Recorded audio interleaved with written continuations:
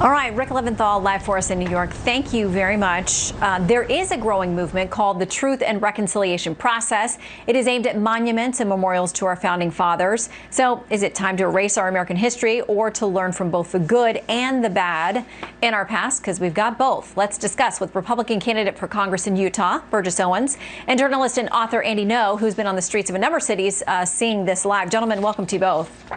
Thank you. Thank you, Shannon. All right, Andy, you have seen a lot of this tonight. We're watching it play out again in Washington, D.C. tonight. What do you make of what these protesters are calling for and what they want to see happen with all of these memorials? They're doing this because they literally want to destroy what the United States actually is. So they're going after symbols because they want to erase the history. And what happened in Portland last night was extremely disgraceful. You have had ongoing violent protests here for more than 20 days. And last night they surrounded a 100-year-old monument to George Washington, used rope, toppled it, set it on fire along with an American flag, and then urinated on it. Yeah, I mean, Burgess, you're watching this as the rest of the country is too, and we hear from a lot of folks who say these monuments should have been gone a long time ago. For a lot of people, they do represent pain and injustice. What's your take tonight? They need to grow up. They need to man up and woman up. You know, this is something that Karl Marx said very appropriately. Said is the truth. Says the first battlegrounds rewriting of history. What's made our country great is what we the people have done together. You destroy our history, you destroy anything in terms of appreciation of where we are today, pride in what we've done to overcome evil, and any kind of vision. What these people are doing, these are folks, by the way, who've never built anything in their lifetime, but they're entitled to think that they can go out and destroy anybody else's property because they don't like it. We have to realize that these same people will be known in history as the same one that stood for the murder of 20 million black babies over the last 30 years. That right now, again, 40% of black communities has been murdered by these same folks that at the same time stay quiet when it comes down to slavery and trafficking today.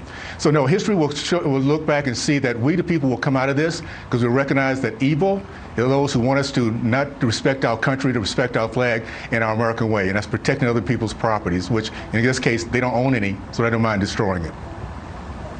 Andy, a quick question, because you've been in a number of these big progressive cities, especially out west, that have been under the control of progressives for decades, some of them longer than that, and yet it seems that many of the residents there feel like their problems and their concerns have not been addressed or fixed in all those decades.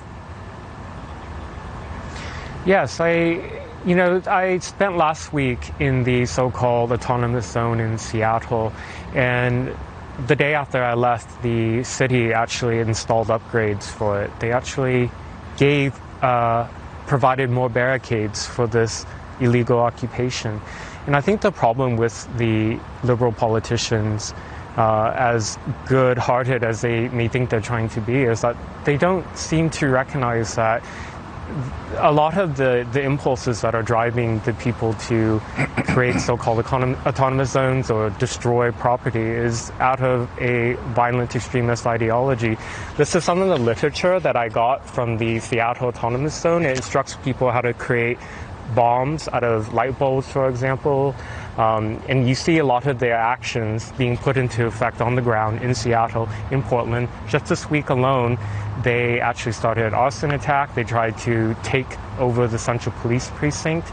This is not stopping, and I think this is about left, right, and center, all Americans coming together and making a very clear point that we're not going to accept radical extremism, violent extremism, regardless of left, right, or wherever it comes from. All right, Andy and Burgess, thank you for your time. We're tight because of all the breaking news, but we appreciate having you. Please come back soon, both of you. Thank you. Thank you so much, guys. All right, should athletes